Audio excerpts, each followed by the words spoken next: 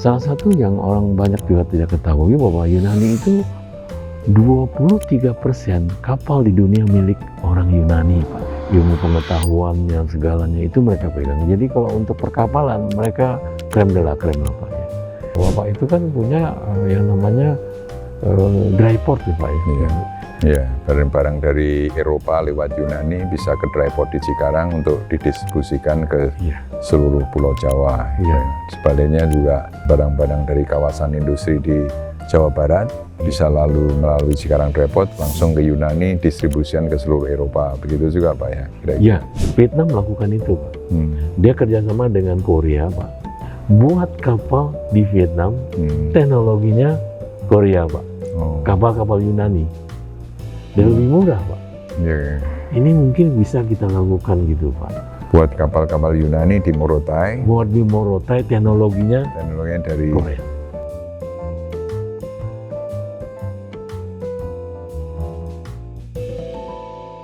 Selamat pagi. Selamat pagi, Pak Darmono. Pak Dubes, Bapak Ferry Adamhan.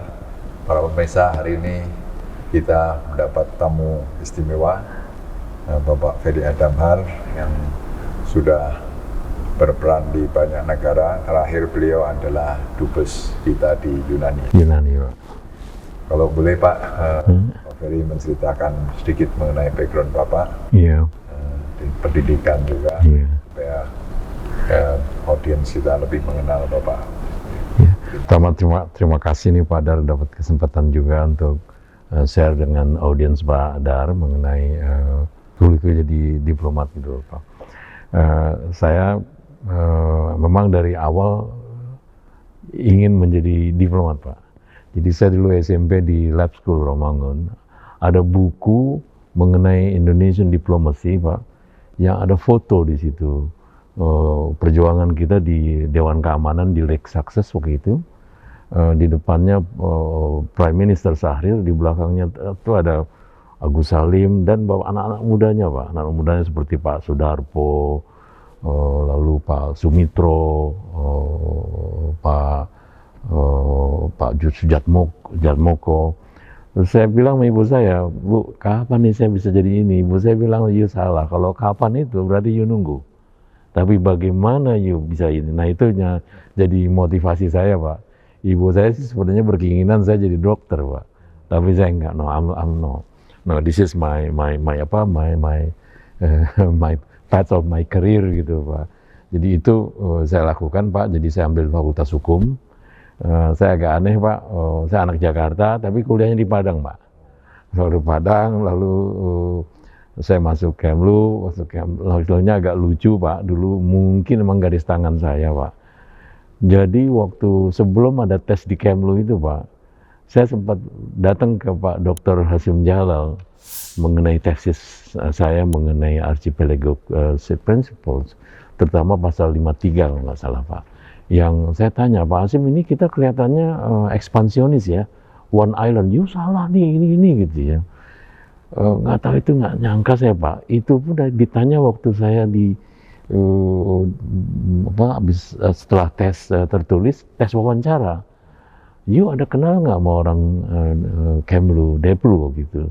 Ya ada Pak Hasyim Jalal. Saya kan nggak berbohong Pak, kalau ditanya Pak Hasyim Jalal kenal saya mungkin tidak juga Pak. Jadi itulah Pak yang membawa saya, akhirnya yang bawa Pak yang mentes saya bilang oke deh. Sekarang kita udah ngerti tesis you dan keinginan you bantu-bantu Pak Hasyim Jalal. Dan itu kenyataan Pak. Saya di patch karir saya di New York Pak, di Komite 6. Saya itu 2 orang Indonesia yang jadi expert di yang kita namakan Seabed Authority Pak, di Jamaica Pak. Itu perpanjangan dari UNCLOS Pak. Saya di bidang legal dan Pak Hasyim di bidang financing Pak. Ya, kita membahas mengenai konsep common heritage of mankind itu diimplementasikan di bidang kelautan Pak. Itu yang ini jadi background saya itu Pak, keinginan saya dari awal, dan mudah-mudahan audiens yang muda-muda nih, yang penting ada keinginan untuk ini. Dan saya akhirnya kesampaian Pak, saya sampai ke sidang Dewan Keamanan Pak, yang seperti yang saya lihat itu. sayangnya mama saya udah meninggal, jadi dia nggak melihat. Dan puncak karir saya mungkin waktu saya jadi Dirjen Hukum dan Perjanjian Internasional. Saya Chief Negotiator untuk perbatasan kita, Pak. 10 negara, laut dan darat, Pak. Diperintahkan oleh Pak Presiden begitu, Pak Jokowi, dan juga sebelumnya Pak SBY. Dan saya lawyernya pemerintah Indonesia, Pak. Di United Nations, Pak. Lawyernya Pemerintah Indonesia. Setiap tahun kita bertemu, Pak. Gimana kita membahas yang namanya treaty making dari PBB, Pak. Dan itu yang menurut saya merupakan kebanggaan juga, kita bisa mengutarakan apa posisi kita mengenai isu-isu yang merupakan terkini di PBB, Pak. Itu sebelum ke Yunani, Pak? Sebelum ke Yunani, setelah selesai, iya, pulang dari Kuwait, jadi Dirjen, Pak. Jadi Dirjen, Pak Menlu Marty, Fer, tolong you bilang ini, you pergi ke PBB, cari teman-teman yang dulu teman you itu, karena kita waktu muda-muda kita di New York, Pak. Di PBB, baru ke New York, ketiga di Hong Kong Konsul Jenderal, Pak. Waduh, saya masih muda tuh, Pak. Posnya besar sekali, Pak. Saya ketemu Bapak kan di Hong Kong. Itu Pak sampai, aduh, besar sekali, Pak. Tapi yang bikin saya senang, Pak, dari Hong Kong itu, saya buat yang namanya welcoming program, Pak. Jadi mbak-mbak itu yang datang itu saya welcome di kantor, Pak. Dikasih training mengenai ini gitu, Pak. Dan di stempel semuanya beres. Dan saya suka, yang paling saya suka di situ, Pak Dar, adalah saya kirim surat ke orang tuanya, Pak. Bahwa anak ibu, anak bapak sudah sampai di Hong Kong.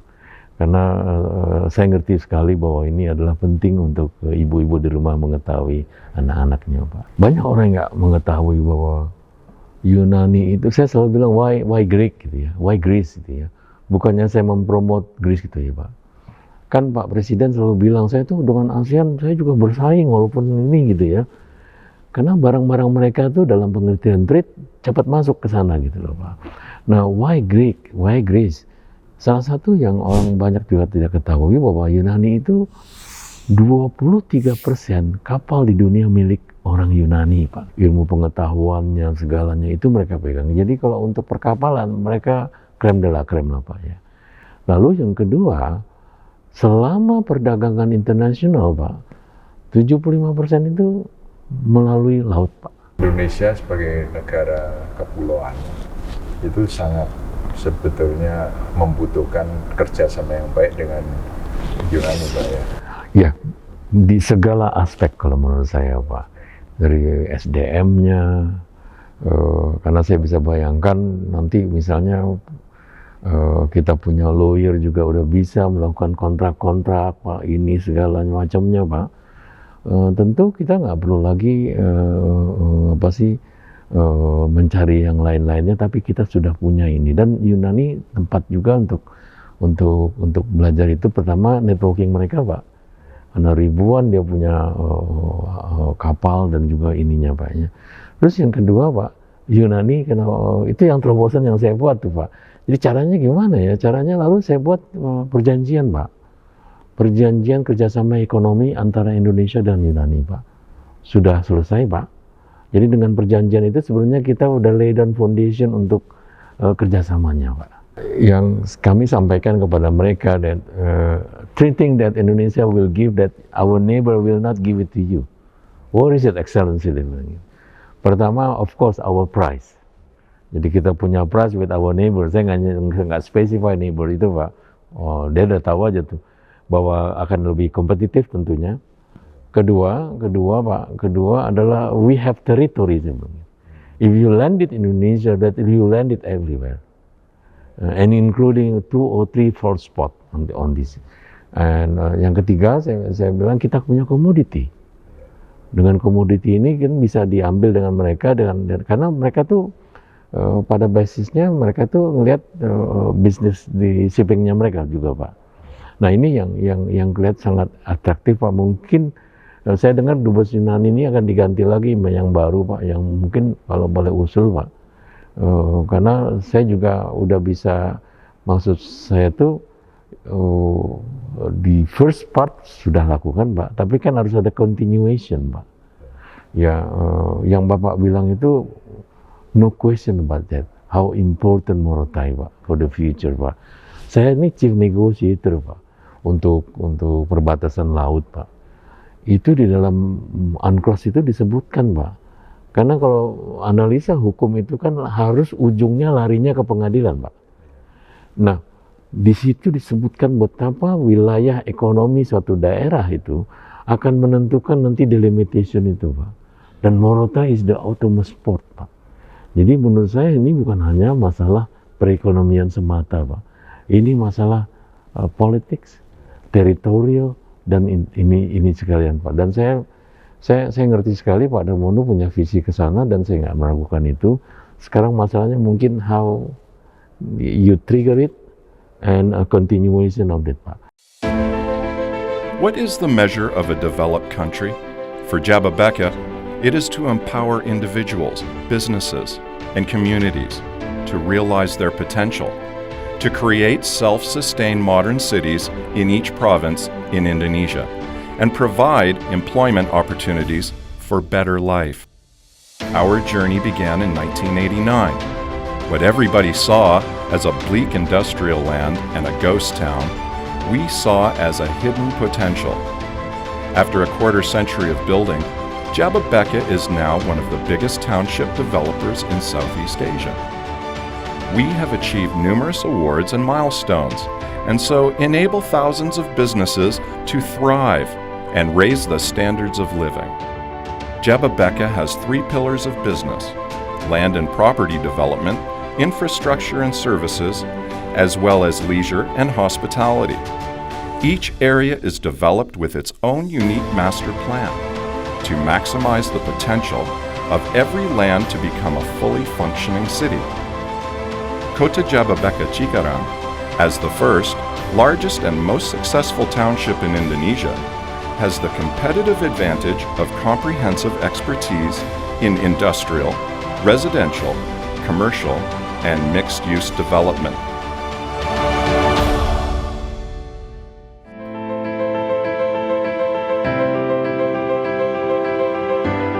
Tanjung Lesung Special Economic Zone, strategically located on the shoreline of the Indian Ocean with warm equatorial sunshine, is an ideal tourism-driven township. Its high accessibility, supported with a great natural beauty, as well as extensive facilities and world-class hospitality, will ensure its place as a national tourism hotspot. Kendal Industrial Park, an integrated industry-based township in central Java. Designed to support manufacturers in increasing productivity, it offers great connectivity and strategic location, international standard infrastructure and amenities, as well as skilled and competitive labor. Morotai Special Economic Zone is an ambitious and visionary plan to develop eastern Indonesia. With favorable climate and strategic location, Morotai has the potential to be an important new hub in the region. With the rise of Indonesia's economy, we continue to push forward for new opportunities. We aim to create 100 cities in Indonesia to answer the need for integrated urban townships across the nation. Now, we continue our journey through a combination of visionary insight, strategic planning, and focused execution. With strong collaboration and support from the government and strategic partners, we can realize our goal of creating employment opportunities for a better life and empowered Indonesia.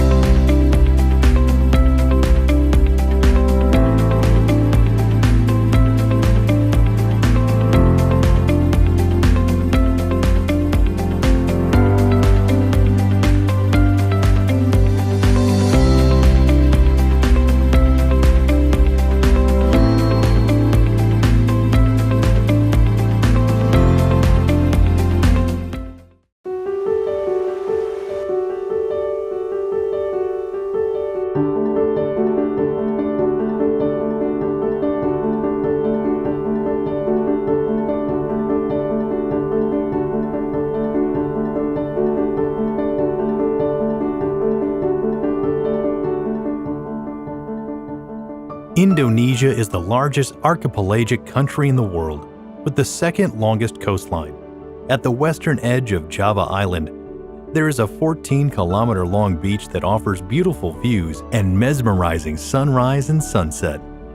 Deemed the new Bali, it is a designated priority tourist destination by the government of Indonesia. Surrounded by an unspoiled environment, it offers a breathtaking panoramic view of the hills and vast expanses of rice fields. The pristine air leaves a refreshing impact on health.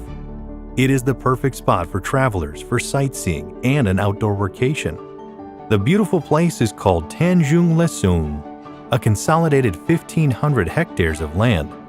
Inaugurated by Joko Widodo, President of the Republic of Indonesia, it was officially designated a special economic zone in 2015. Although currently there's only common road access, non-tollway to Tanjung Lesung, but soon, tourists will be able to access it via tollway. An under-construction Serang Panambang toll road will connect it to the capital city via a 2-hour-long drive, which is scheduled to be completed in 2023. Tanjung Lesung also has an airstrip, which means visitors can fly in from Jakarta. It is a 40-minute flight via small passenger planes such as Cessna aircraft. The strategic location of Tanjung Lesung makes it an entrance point for both domestic and foreign tourists to the already well-known tourist attractions in Banten, like Old Banten area, Ujung Kulon National Park, Anak Krakatau Mountain, and Lewangan Island. The Tanjung Lesung SEZ, currently in its development stage, lies within Banten, a province of 13 million people. The future tourism city is directly adjacent to the Indonesian capital Jakarta, a city of 10 million people. Compared to Singapore, with only 5.7 million population, Tanjung Lesung is positioned to become a highly prospective tourism business area. With an area of 1,500 hectares and a beach length of 14 kilometers, Tanjung Lesung is the largest beach resort area near the capital city of Jakarta. The resort offers abundant activities that are divided into 3 categories, which are water sport, land, and air activities. The special economic zone status affords several benefits to investors, like the convenience of obtaining a residence permit, property ownership for foreigners, tax holidays, and various other benefits not offered elsewhere. Tanjung Lesung has become a popular local tourist spot for people from Jakarta, especially expatriates who like to come over for a fun and relaxing weekend holiday trip. Thus, Tanjung Lesung has become the perfect place for subdevelopers to develop property, or investors to open tourism businesses to adequately and effectively cater to the rising demand of both local and international tourists. The Jababeka Group, winner of the Best Developer Award in Asia, invites you to leverage incredible investment opportunities in property and tourism sector that will provide safety, convenience, and law certainty for you. There are a myriad of business development opportunities you can consider, ranging from hotel and tourism to theme park, agritourism, and restaurant businesses. Para pemirsa, kita masuki ke sesi kedua, berjumpa dengan Bapak Duta Besar Ferry Adamhar. Pemanfaatan potensi sektor industri, khususnya bagi Jababeka, akan memberikan kontribusi pada perekonomian Indonesia. Apakah saran Bapak, Pak, dengan pengalaman Bapak selama di luar negeri ini, Pak? Iya Pak, terima kasih sekali. Kalau saya lihat banyak sekali keuntungan yang peranan yang dimain oleh Jababeka Pak untuk ini. Karena biar bagaimana juga kan, terutama bagi kita waktu kita mempromosikan Indonesia, kemudahan berinvestasi dan berkarya itu kan penting Pak. Yeah. Dan Jababeka itu dan membantu sekali dengan hal itu Pak. Jadi kita bisa kasih bayangan kepada mereka dengan investasi ke sini, semuanya kita bisa dapat manfaat mengenai ini apa macam-macamnya ya Pak, yang Bapak berikan servis. Dan Bapak mungkin di tag waktu saya di Kuwait juga saya mempromosikan Jababeka loh Pak. Yeah. Ya betapa ini juga mereka tertarik untuk model yang seperti ini Pak. Karena Bapak bisa bayangkan di negara yang besar seperti Indonesia, di mana mereka mau landed dan bagaimana, itu kan salah satu big question Pak. Yeah. Dan Pak Darmono melalui Jababeka ini udah menjawab semua kebutuhan mereka. one-stop service, kemudahan, berinvestasi, segala macam-macamnya. Ini yang menurut saya tuh satu step yang luar biasa, Pak. Tentu dengan Jababeka kemudahan itu yang sudah bisa dijawab, Pak. Jadi para investor juga tidak akan ragu-ragu dan hitung-hitungannya jadi jelas kan, Pak, semuanya, Pak. Betul. Terus yang kedua, Bapak itu kan punya yang namanya dry port ya, Pak, ya. Iya, barang-barang dari Eropa lewat Yunani bisa ke dry port di Cikarang untuk didistribusikan ke seluruh Pulau Jawa, dan barang-barang dari kawasan industri di Jawa Barat bisa lalu melalui Cikarang dry port langsung ke Yunani, distribusian ke seluruh Eropa. Begitu juga, Pak, ya? Kira-kira. Iya, itu yang kalau saya lihat, Pak, satu keuntungan yang diberikan oleh Jababeka ya, untuk ini ya, Pak, ya, untuk para pengusaha itu juga. Dan yang waktu Bapak cerita tadi mengenai orang Qatar itu, Pak, itu dijawab langsung oleh mereka, Pak. Dia lihat fasilitasnya, dia lihat ini, presiden direkturnya bilang, deal. Jadi logistik hub. Deal. Itu, Pak. Memang apa sih? Seperti yang saya sampaikan, Pak, mungkin nanti kalau Pak Dubes ini datang, kalau ada kesempatan beliau datang melihat sendiri, Pak, tentu akan beda gitu. Mungkin juga bisa diajak ke Tanjung Lesung, Pak, supaya... Kenapa enggak, Pak?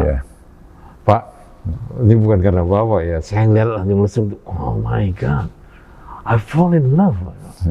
Karena Bapak bisa bayangkan, Pak, masuk di sana kebetulan ada kerbau-kerbau yang tanduknya itu, Pak. Waduh, ada... Badak bercula satu. One horn rhino dari Jawa, Pak.